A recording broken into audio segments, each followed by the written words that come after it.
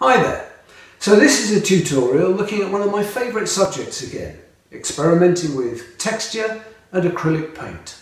So to give you an overview of what we're going to be doing here, I've put together a gallery of the demonstration work which I've done, and then we're going to look in detail at how each of these was achieved. I've split the tutorial into two parts. So in this part we're just going to be looking at the first 4 of these examples. They are in fact just done on small pieces of card, 12 centimetres by 9 centimetres, or 4 3/4 inches by 3.5 inches. I just cut up an old cardboard box for this and then gave each one a quick prime with acrylic gesso, or you could use white acrylic paint if you haven't any gesso. I did then notice that there's a bit of texture showing through from the card, and so I gave them a skim of texture paste, or you could use heavy gel medium. And I think this is then quite a nice surface to start on, but it's pretty optional really, whatever you fancy. Right then, onwards and upwards, let's start at this one here. I'm going to be using heavy gel medium for this. There's quite a few makes on the market, but they all basically do the same thing. If you're lucky enough to have a roller like this one, then great. If not, we can improvise by finding any old round object. Well, now look at this, it's a can of tonic water. That'll do the trick. Now, using a palette knife, liberally apply a good coating of heavy gel medium to cover the surface. Then using your roller or round object, roll it across like I'm doing here. And if it looks great, then job done. If it doesn't look great, you can scrape some of the excess off, reapply it to the surface and have another go. Perhaps try another round object. I've got this roll of tape here, so let's have a go with that. The idea is you end up with an interesting texture, and any excess gel medium can be scraped off your round object and put back into the jar, so no waste. We now leave that to dry. Either the passage of time sorts that out, or you can use a hairdryer. Next, I mixed up some dark blue paint. Add a little water to this if you like, and then cover the surface with a brush, getting into all the nooks and crannies. And then when it's dry, I rubbed in some white paint with a finger and added some blue on top of that. A quick blow with a hairdryer and you're ready for the next move. We're now going to apply some white paint with the flat of a brush. That's not the tip, but the flat part of the brush, so that as you drag it across the surface, the paint just catches on the uppermost ridges. It then achieves a lovely organic look. It's all happened like a miracle of nature. The result is a bit like one of those photos of Earth from the air looking down at mountains or whatever. And we could certainly leave it like that, but let's go one step further. And when dry, mix up a little tiny bit of yellow paint with some acrylic glazing medium. You want sort of 10 parts glazing medium to just 1 part paint. This will make it fairly translucent, and when brushed on, it will colour up the white areas very nicely. I then let it dry and applied a second coat of the yellow glaze. Voila! It's arguable that when we applied the white paint with that flat part of the brush, we could have cut out a stage and just used yellow paint instead, but there's no way we would have achieved the intensity of colour that we have here. And it's those times that you just go that extra mile that can take your painting to another level. Now, this next one is done using broken up eggshell. I tend to wash the eggshells out and remove that membraney bit that you get inside just by sort of rubbing it away. And then, of course, crush it up into the size pieces that you want. So here I've mixed up some dark blue acrylic paint, and I'm liberally applying it to the surface undiluted, so there's enough of it for the eggshells to firmly stick. And I'm now mixing them into the paint, sprinkling a few more on top for luck, and this is going to make for a very interesting surface. Leave that to dry. I nearly always cheat and use the hairdryer.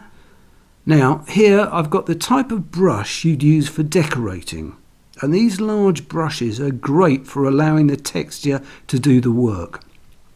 I'm applying exactly the same principle here as in the previous painting, insofar as I'm using the flat part of the brush, which when it's dragged across the surface, it catches the paint on the textured bits which are sticking up proud of the background. So leave to dry. And here again I'm mixing just a little bit of blue paint, about 1/10 the volume of the acrylic glazing medium, and then brush it onto the surface where it will beautifully colour up the white areas and make virtually no impact on the darker background. And it's this contrast in colour and tone that makes this thing work.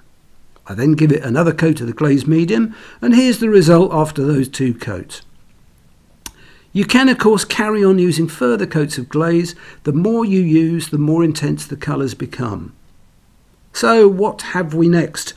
Well, first of all, I did a little sketch in pencil, and you'll need some sticky stuff for this and a bit of string or twine, or perhaps you could use wool. There are no rules. Experimenting with whatever you like is what makes this all good fun.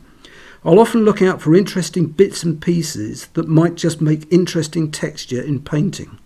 And for this particular design, I decided to also use some tiny square bits of card glued down to these areas here. Any old bits of card will do. As you can see, this is just part of an old egg box. From eggshells to egg boxes, anything goes, why not? And again, this is using that trick of anything standing proud of the background will catch the paint as you brush over the top of it. And then just to finish the texture thing off, I'm going to apply some modelling paste, or texture paste as it's sometimes called, to areas around the outside. Modelling paste isn't dissimilar to heavy gel medium, so you can use that as an alternative. Making indentations to this surface with a small palette knife will make this interesting when it comes to doing the painting. And when it's dry, I sort of sealed everything down with a liberal coat of gesso, but I could just as well have used white paint. And thereafter I mixed up some very dark bluey purple to act as a background. The dark being a great contrast to the vibrancy of this gold paint, which I've had lying around for years. I knew I'd use it one day, and it actually can work very well indeed. I then carried on with a bit of blue, and then, when dry, applied some white to the hilly bits of the texture. Again, this was left to dry before mixing a tiny bit of purple with some glazing medium. And then 2 coats of that, job done. There's lovely for you. Now again, this one I used some of that good old gold paint as well as some bronze paint, which I think I acquired around about the time Queen Victoria was on the throne. It's nice to find a use for these things after all this time. My starting point here was using modelling paste, but if you haven't any of that, then heavy gel medium is a good alternative. Now I'd take a bet that most people have all sorts of things lying about the house that could be used as a sort of wacky stencil. Anything with holes in it is ideal. Well, look at that, he's only gone and found a fly swatter. Something like this makes a great texture, and it's just so ridiculously simple. It produces a kind of repeated pattern, but again has a sort of organic feel to it that makes you wonder how on earth it's been done.